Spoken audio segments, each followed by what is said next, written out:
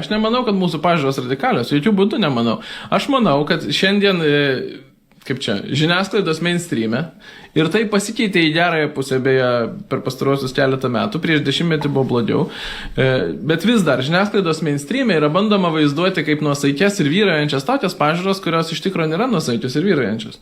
Yra bandoma viską pavaizduoti daug labiau į tą progresyvę kairę. Nu, pavyzdžiui, atsiprašau vėl už šitą pavyzdį, bet jis man atrodo labai aktualus.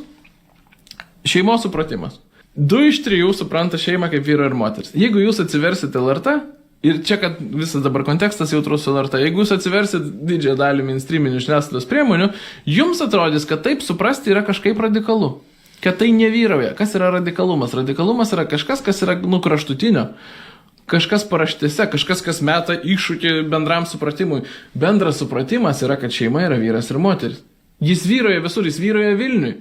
Aš jums garantuoju, pagal sociologinės apklausas, tu turi išpjaut tik išsilavinusius ten jaunus iki kažkokio amžiaus Vilniuje daugiau negu vidutiniškai uždirbančius, nu jau žodžiu gretnėlę, ir tik tada tu pasieksi, kad 50 prie 50. Vat šitų tai gal pusė ir mano, kad nebūtinai vyras ir moteris. Šiaip jau visais pjūviais visur Lietuva mano, kad šeima vyras ir moteris. Tai yra nuosaiku. Tai yra tikrasis mainstreamas.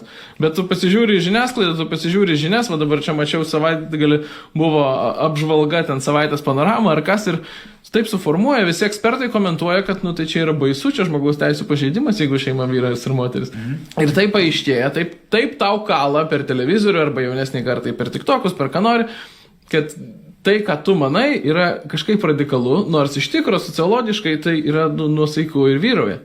Ir taip yra daugybė klausimų. Taip yra su migracija, taip yra su lyčių kvotom, taip yra su ta pačia šeima, taip yra su kalba, taip yra su nežinau, ko tik tai nori. Nu, visais tais neva kultūriniais karais.